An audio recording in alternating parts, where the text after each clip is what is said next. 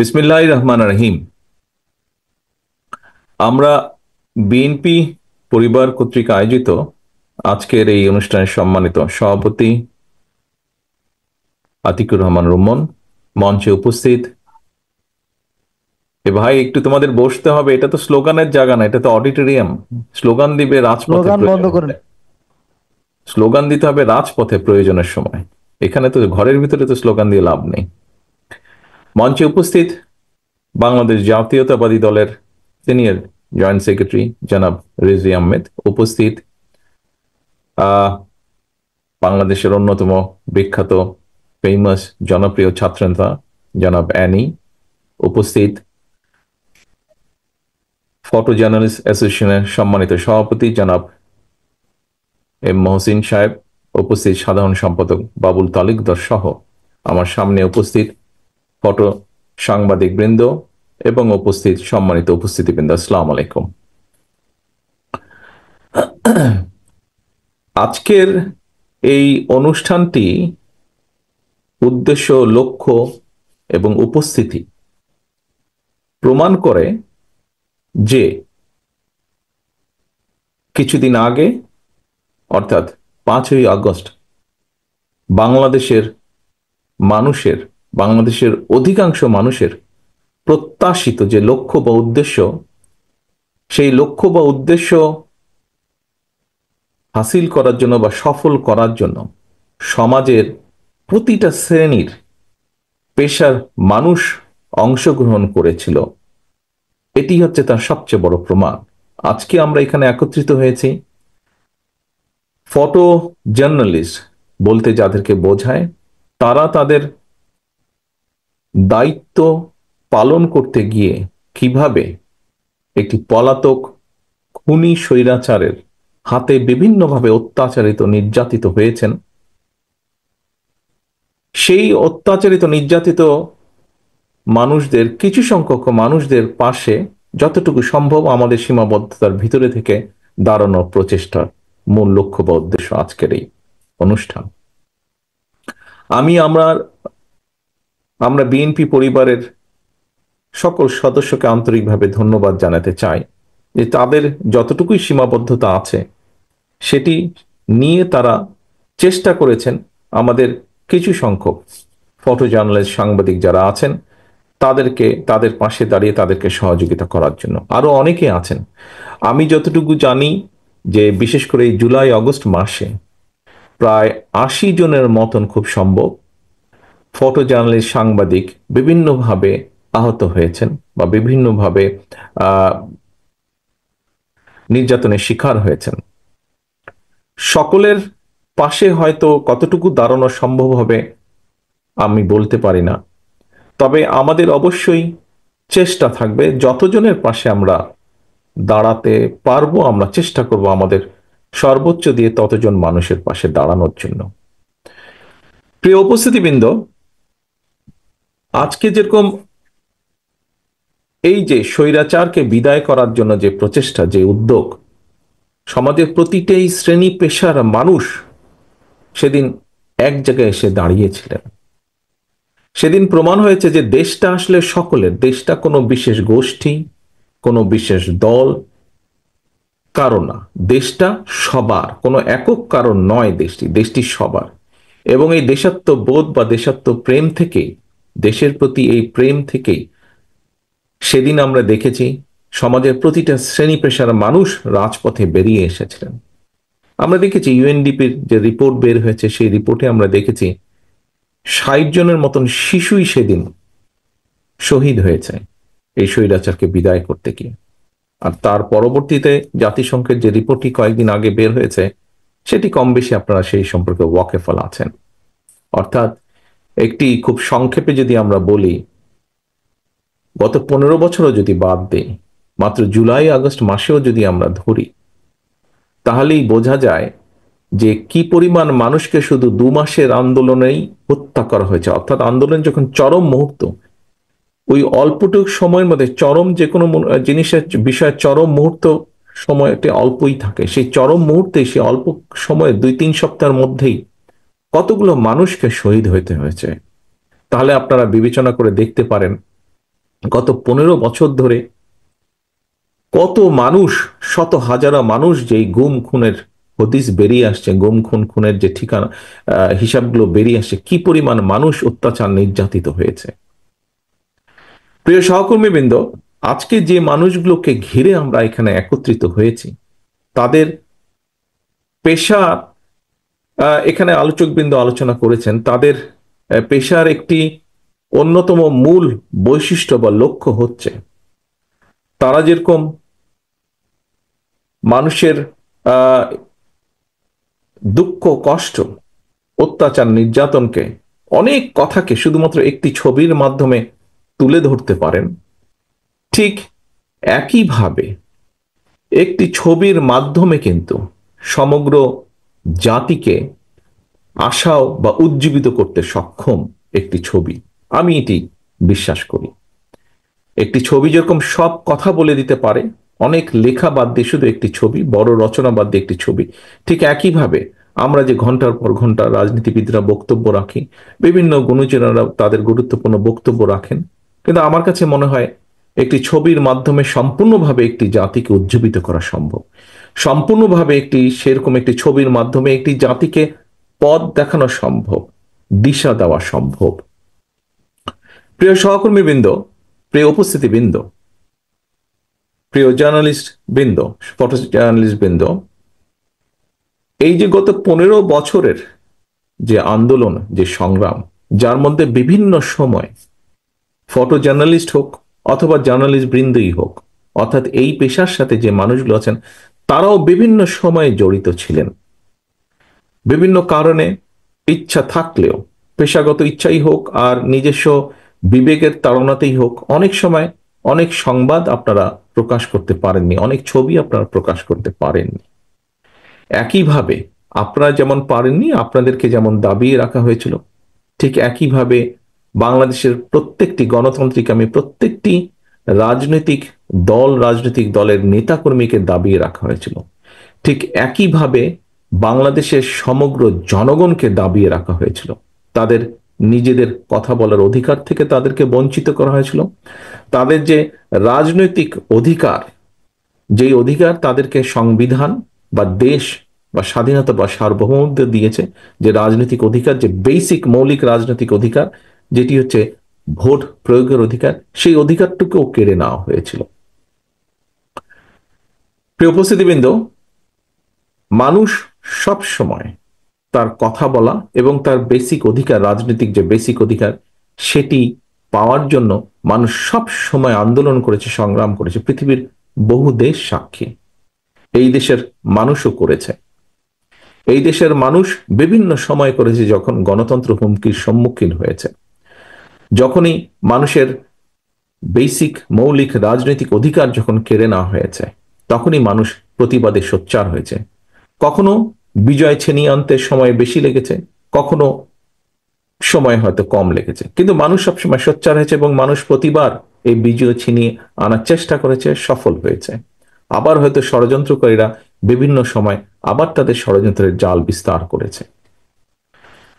প্রিয় উপস্থিতিবৃন্দ, লক্ষ্য কি, উদ্দেশ্য কি? লক্ষ্য এবং উদ্দেশ্য হচ্ছে, আমরা যারা দেশ নিয়ে চিন্তা করি বা দেশের কথা নিয়ে চিন্তা করি, দেশকে নিয়ে ভাবার চেষ্টা করি, আমাদের, অর্থাৎ আমরা সাধারণ মানুষ বলতে যা বুঝি, সাধারণ মানুষের কাতারে আমরা যারা কম বেশি পড়ি, আমাদের লক্ষ্য বা উদ্দেশ্য একটি দেশ তৈরি করা। স্বাধীনতা যুদ্ধের পরে সামগ্রিকভাবে যে কোনো মানুষকে যদি জিজ্ঞেস করেন, তাহলে কি বলবে, কেমন দেশ চাই আমরা? আমরা এমন একটা দেশ চাই যেই দেশের মধ্যে মানুষ তার মৌলিক অধিকার নিয়ে বেঁচে থাকবে। কে সেটি? সে তার রাজনৈতিক অধিকার পাবে, রাজনৈতিক অধিকারের গ্যারান্টি থাকবে, এবং একই সাথে তার অর্থনৈতিক স্বাধীনতাও থাকবে। অর্থাৎ আমি আমার যোগ্যতা অনুযায়ী চাকরি বাকরি করব, আমি আমার যোগ্যতা অনুযায়ী ব্যবসা করব, আমি আমার যোগ্যতা অনুযায়ী বেঁচে থাকবো এই সমাজে, এই দেশে। প্রিয় উপস্থিতিবৃন্দ, খুব সংক্ষেপে যদি আমরা দেখি, তাহলে এটি মূল লক্ষ্য বা উদ্দেশ্য। হ্যাঁ, এটির সাথে স্বাভাবিকভাবে প্রসঙ্গক্রমে বৈষম্যহীন একটি বাংলাদেশ। কিন্তু বৈষম্যহীন বাংলাদেশ গড়তে হলে অবশ্যই রাজনৈতিক অধিকারকে আগে প্রতিষ্ঠিত করতে হবে। বৈষম্যহীন বাংলাদেশ গড়তে হলে অবশ্যই আগে মানুষের অর্থনৈতিক স্বাধীনতা দিতে হবে। রাজনৈতিক স্বাধীনতা নিশ্চিত করা না গেলে অর্থনৈতিক স্বাধীনতা নিশ্চিত করা যাবে না। রাজনৈতিক স্বাধীনতা নিশ্চিত করতে হলে ভোটের অধিকারকে অবশ্যই নিশ্চিত করতে হবে। তবে সহকর্মীবৃন্দ, প্রিয় উপস্থিতিবৃন্দ, এখানে শুধু ভোটের অধিকার নিশ্চিত করলেই চলবে না, একই সাথে ভোট প্রয়োগের অধিকারকে নিশ্চিত করতে হবে। অর্থাৎ আমি একজন ভোটার, আমার যেরকম ভোটের অধিকার থাকবে, ঠিক একইভাবে আমি যাতে আমার ভোটটি সঠিকভাবে নির্ভয়ে আমি দিতে পারি এবং আমি দেওয়ার মাধ্যমে আমি আমার প্রতিনিধিকে বাছাই করে আনতে পারি, সেই অধিকারটিকেও নিশ্চিত করতে হবে। সেটি ইউনিয়ন পরিষদ হোক, সেটি পৌরসভা হোক, সেটি উপজেলা হোক, সেটি জাতীয় পর্যায়ে হোক না কেন, ভোটের অধিকার নিশ্চিত করার পাশাপাশি ভোট প্রদানের অধিকারকেও নিশ্চিত করতে হবে। এবং আমরা যদি এই অধিকারটি নিশ্চিত করতে পারি, অবশ্যই আমরা মানুষের পর্যায়ক্রমিকভাবে মানুষের অর্থনৈতিক স্বাধীনতা নিশ্চিত করতে পারবো। প্রিয় উপস্থিতিবৃন্দ, একজন রাজনৈতিক কর্মী হিসাবে আমি মনে করি মানুষের রাজনৈতিক অধিকার এবং মানুষের অর্থনৈতিক অধিকার যদি নিশ্চিত করা সম্ভব না হয়, তাহলে আমাদের স্বাধীনতা বলি, গণতন্ত্র বলি, সার্বভৌমত্ব বলি, যাই বলি না কেন, কোনটিকেই টিকিয়ে রাখা সম্ভব হবে না। আপনারা খেয়াল করে দেখবেন, যখন যখন এই দেশের উপরে স্বৈরাচার চেপে বসেছে, প্রতিটা সময়েই কিন্তু এই দেশের মানুষের রাজনৈতিক অধিকারকে খর্ব করে নেওয়া হয়েছিল এবং রাজনৈতিক অধিকারকে খর্ব করে নেওয়ার ফলে স্বৈরাচার যেরকম বসেছিল, একইভাবে দেশের স্বাধীনতা এবং সার্বভৌমত্বর উপরেও হুমকি চলে এসেছিল। কদিন আগের ঘটনাই আপনারা দেখেছেন। এখানে যারা অস্ত্রের জোরেই বলুন, পেশি শক্তির জোরেই বলুন, অন্য কারো আশীর্বাদেই বলুন, যারা বিগত 15 বছর ক্ষমতাকে ধরে রেখেছিল, সেই সময় মানুষের অধিকার ছিল না বলেও একই সাথে আমরা দেখেছি রাষ্ট্রের স্বাধীনতা এবং সার্বভৌমত্ব হুমকির সম্মুখীন হয়ে গিয়েছিল। বিভিন্নভাবে আমরা দেখেছি কিভাবে অন্য দেশের উপস্থিতি বাংলাদেশের মানুষের অধিকারকে দাবিয়ে রেখে অন্য দেশের উপস্থিতি, অন্য দেশের নাগরিকদের উপস্থিতি এই দেশে আমরা দেখেছি কিভাবে তারা বাংলাদেশের মানুষের অধিকারকে দাবিয়ে রেখে, বাংলাদেশের মানুষের ন্যায্য অধিকারকে দাবিয়ে রেখে তারা তাদের স্বার্থ এখান থেকে উদ্ধার করে নিয়ে গিয়েছে। প্রিয় উপস্থিতিবৃন্দ, বাংলাদেশ জাতীয়তাবাদী দল বাংলাদেশের অন্যান্য সকল রাজনৈতিক গণতান্ত্রিক রাজনৈতিক দলগুলোকে সাথে নিয়ে 31 দফা আমরা জনগণের সামনে উপস্থাপন করেছি। আজ থেকে 2.5 বছর আগে আমরা উপস্থাপন করেছি। এই 31 দফা আমরা যখন উপস্থাপন করেছি, তখন সংস্কার প্রস্তাব, এই 31 দফা অ্যাকচুয়ালি সংস্কার প্রস্তাব, কতগুলো ব্যবস্থার কি কি উন্নতি করা উচিত হবে দেশকে বা রাষ্ট্রকে মেরামত করার জন্য, দেশ বা রাষ্ট্রকে সামনের দিকে এগিয়ে নেওয়ার জন্য, তারই এখানে বক্তব্য, সেই বক্তব্যগুলি এখানে তুলে ধরা হয়েছে। আমরা যখন বাংলাদেশ জাতীয়তাবাদী দল এবং আমাদের সাথে যে সকল রাজনৈতিক গণতান্ত্রিক রাজনৈতিক দলগুলো আন্দোলনে মাঠে ছিলেন, তাদের সাথে পরামর্শ ক্রমে আমরা যখন এই 31 দফা জনগণের সামনে উপস্থিত করেছি, তখন এর বাইরে অন্য কেউ কিন্তু কোনো সংস্কারের কথা তখন বলেনি। আমরা 2.5 বছর আগে আমরা বুঝতে পেরেছিলাম, 2.5 বছর আগে আমাদের দৃঢ় আত্মবিশ্বাস ছিল এই স্বৈরাচারের পতন হবে এবং স্বৈরাচারের পতন হবার পরে এই খুনি স্বৈরাচার যেভাবে দেশকে ধ্বংস করে দিয়ে গিয়েছে, দেশের প্রতিটি সেক্টরকে যেভাবে ধ্বংস করে দিয়ে গিয়েছে, প্রতিটি সেক্টরের মেরামত প্রয়োজন এবং মেরামত করতে হলে একটি পরিকল্পনা প্রয়োজন, একটি গাইডলাইন প্রয়োজন, পলিসি প্রয়োজন। সেটি আমরা জনগণের সামনে সেদিন উপস্থাপন করেছিলাম। প্রিয় উপস্থিতিবৃন্দ, এই যে আমরা 31 দফা দিয়েছিলাম, এই 31 দফার লক্ষ্য বা উদ্দেশ্য কি? লক্ষ্য বা উদ্দেশ্য একটি গণতান্ত্রিক বাংলাদেশ তৈরি করা। লক্ষ্য বা উদ্দেশ্য জনগণের রাজনৈতিক পাশাপাশি একই সাথে অর্থনৈতিক মুক্তি অর্জন করা। অর্থাৎ এখন যারা বৈষম্যহীন বাংলাদেশ গড়ার কথা বলছেন, এই কথাটি আমরা অনেক দিন আগেই বলেছিলাম, অনেক দিন আগেই মানুষের সামনে আমরা তুলে ধরেছিলাম।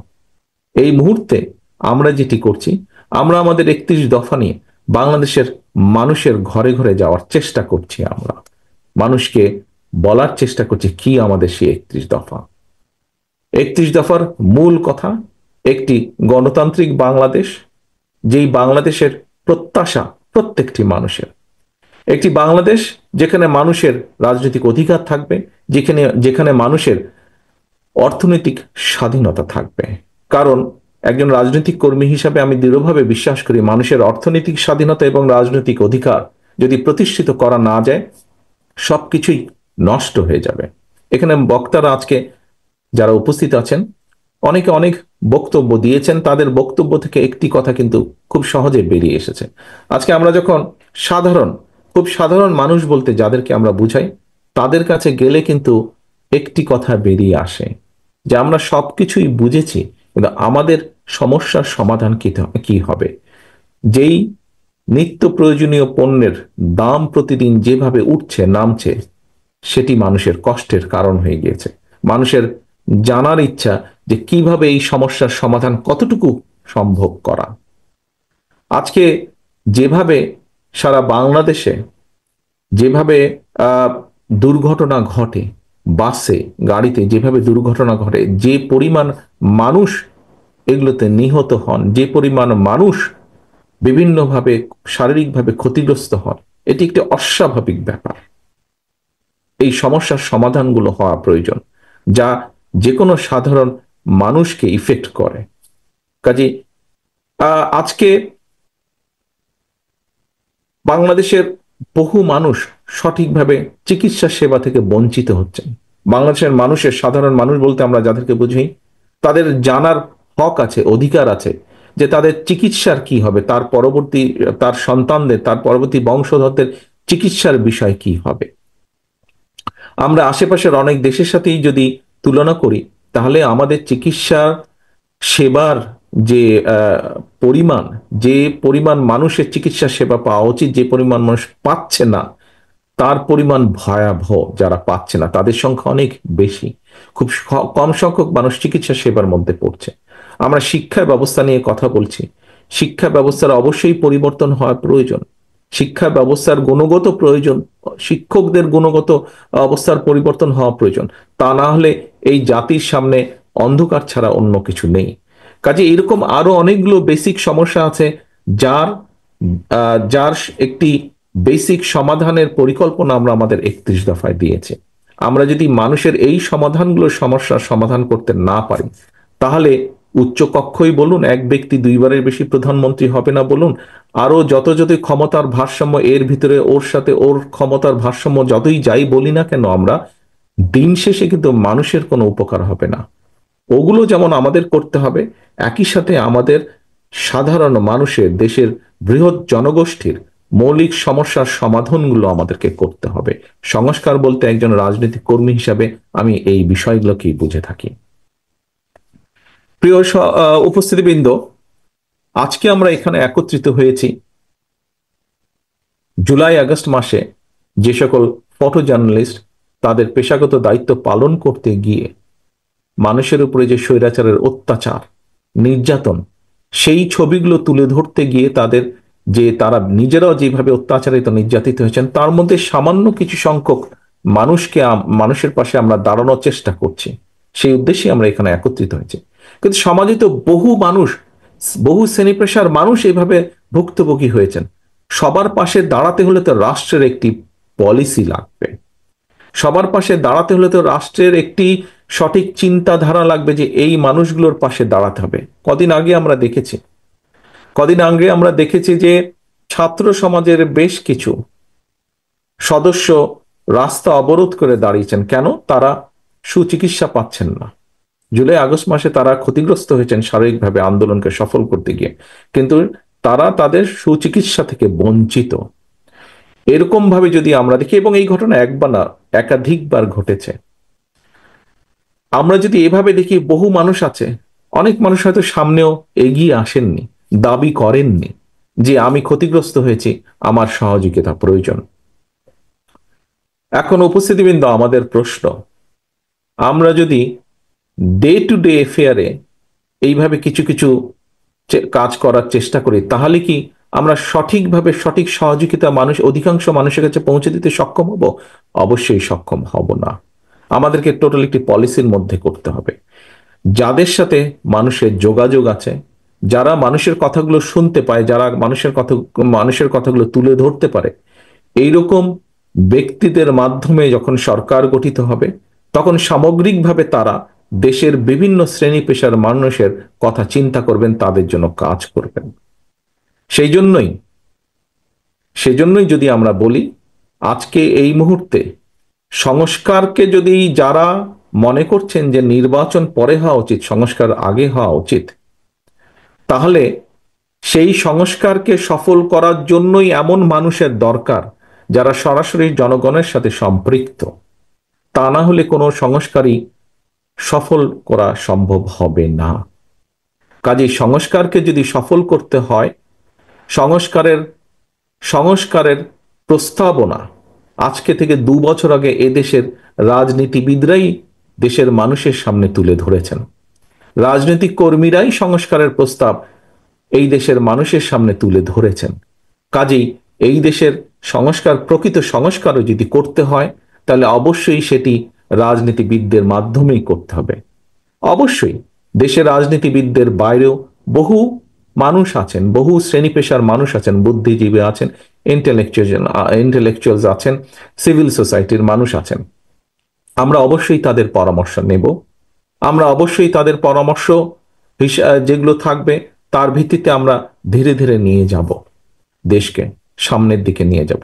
কিন্তু বিষয় হচ্ছে যে যতক্ষণ পর্যন্ত জনগণের ডাইরেক্ট রিপ্রেজেন্টেটিভ দেশ পরিচালনার দায়িত্ব না পাবে, তাদের হাতে দেশ পরিচালনার দায়িত্ব না আসবে, ততক্ষণ পর্যন্ত কোনোভাবেই কোনো সংস্কারের পূর্ণ বাস্তবায়ন করা সম্ভব নয়। কারণ যাদের সাথে জনগণের সরাসরি সম্পৃক্ততা আছে, তারাই একমাত্র জনগণের কথা তুলে ধরতে পারবে, তারাই একমাত্র জনগণের আকাঙ্ক্ষা অনুযায়ী সামগ্রিকভাবে দেশকে সেদিকে পরিচালনা করতে সক্ষম হবেন। প্রিয় সহকর্মীবৃন্দ, প্রথমেই আমি বলেছি, আমরা কিছু সংখ্যক মানুষের পাশে হয়তো দাঁড়াতে সক্ষম হয়েছি আমাদের সীমাবদ্ধতা, লিমিটেশনের ভেতর দিয়ে। আমাদেরকে যদি সামগ্রিকভাবে একটি বৈষম্যহীন থেকে আরম্ভ করে একটি গণতান্ত্রিক বাংলাদেশ গড়ে তুলতে হয়, তাহলে অবশ্যই এখানে সকলের পার্টিসিপেশন লাগবে। এখানে জনগণের মতামতের ভিত্তিতে পরিচালিত হতে হবে। আমরা আমাদের বক্তব্য জনগণের সামনে নিয়ে উপস্থিত হয়েছি। আমরা মনে করি অন্যান্য যারা আছেন তারাও জনগণের সামনে উপস্থিত হবেন। জনগণই ডিসাইড করে নেবে জনগণ কাকে দায়িত্ব দিবে তাদের দেশ পরিচালনার। জনগণের দেশ পরিচালনার দায়িত্ব জনগণ কাদেরকে দিবে। কাজেই এই বিষয়টিতে যত দেরি হবে, আমরা মনে করি, বিভিন্নভাবে ধারণা করি যে তাতে করে সমস্যা বাড়বে বই কমবে না। একটি বিষয় অনেকেই আলোচনা করেছেন, একটি বিষয়ে অনেকেই বলছেন ইদানিং, যত দেরি হবে নির্বাচনের, তত বেশি কিন্তু বিভিন্ন ষড়যন্ত্রের ডালপালা বাড়তে থাকবে। বিভিন্নভাবে সমাজের মধ্যে বিভিন্নভাবে কথাবার্তা, এখনই বিভিন্ন রকম কথাবার্তা আস্তে আস্তে ছড়াচ্ছে যে যারা পালিয়ে গিয়েছে এই দেশ থেকে, তারা এই দেশের মানুষের বিপুল পরিমাণ সম্পদ লুট করে নিয়ে গেছে। অবশ্যই তারা সেই সম্পদগুলি সেই ষড়যন্ত্রের পিছনে ব্যয় করবে। কাজেই দেশকে যদি একটি স্টেবল সিচুয়েশনের ভিতরে আনতে হয়, দেশকে যদি ঐক্যবদ্ধভাবে ধরে রাখতে হয়, দেশকে যদি একটি স্থিতিশীল অবস্থার মধ্যে ধরে রাখতে হয়, তবে তার দায়িত্ব অবশ্যই জনগণের হাতে ছেড়ে দিতে হবে। আমরা সকল সময় মনে করি এই দেশের মূল মালিক বাংলাদেশের জনগণ। কাজেই বাংলাদেশের জনগণের সেই অধিকার আছে এই দেশ নিয়ে কি হবে না হবে সেই সিদ্ধান্ত নেবার একমাত্র ক্ষমতা বাংলাদেশের মানুষের।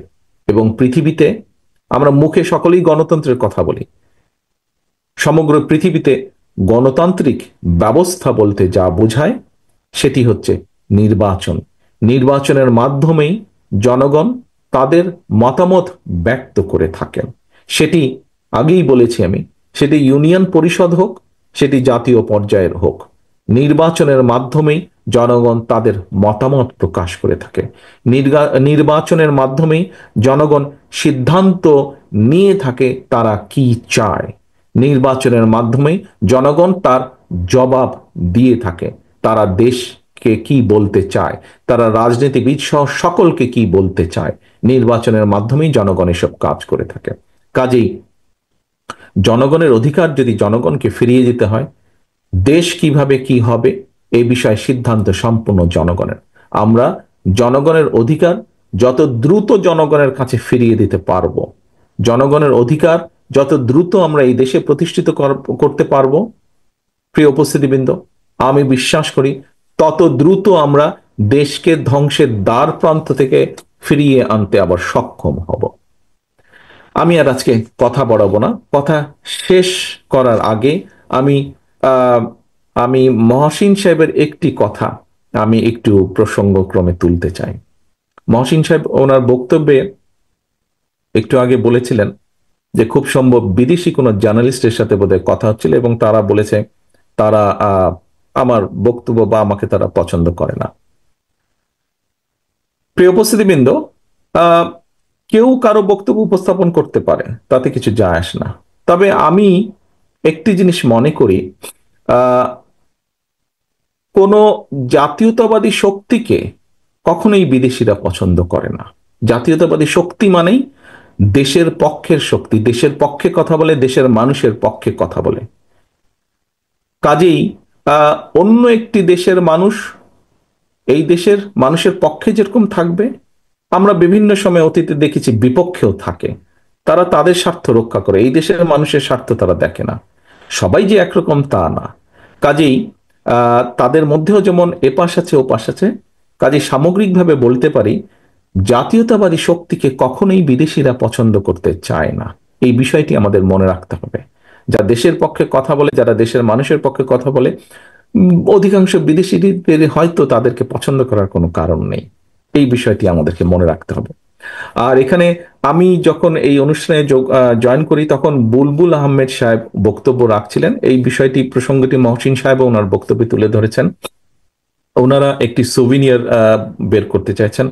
আমিও মনে করি শুধু জুলাই আগস্ট মাসের আন্দোলন নয়, বিগত 15 বছর যেই স্বৈরাচার পালিয়ে গিয়েছে বাংলাদেশ থেকে, তারা এই দেশের মানুষকে কিভাবে অত্যাচার করেছে, কিভাবে নির্যাতন করেছে দলমত নির্বিশেষে, আমি মনে করি তার একটি সামগ্রিক একটি একটি একটি ডকুমেন্ট তৈরি হওয়া উচিত। সামগ্রিক একটি ডকুমেন্ট। আমাদের অবস্থান থেকে যদি কোনো কিছু করার থাকে, আমি ফটো জার্নালিস্ট অ্যাসোসিয়েশনকে অনুরোধ করব আমাদেরকে দয়া করে জানাবেন। আমরা অবশ্যই আপনাদের পাশে, এরকম একটি ডকুমেন্ট তৈরি করার জন্য আমরা অবশ্যই আপনাদের পাশে দাঁড়াবো আমাদের সাধ্য মতো। পরিশেষে আমি আবারও যে সকল ফটো জার্নালিস্ট, সাংবাদিক আপনারা বিভিন্নভাবে অবদান রেখেছেন, বিভিন্নভাবে অত্যাচারিত নির্যাতিত হয়েছেন, আপনাদের সকলের প্রতি সম্মান এবং একই সাথে সহমর্মিতা জানিয়ে আমি আমার বক্তব্য শেষ করছি। আল্লাহ হাফেজ। বাংলাদেশ জিন্দাবাদ। বাংলাদেশ জাতীয়তাবাদী দল জিন্দাবাদ। আসসালামু আলাইকুম।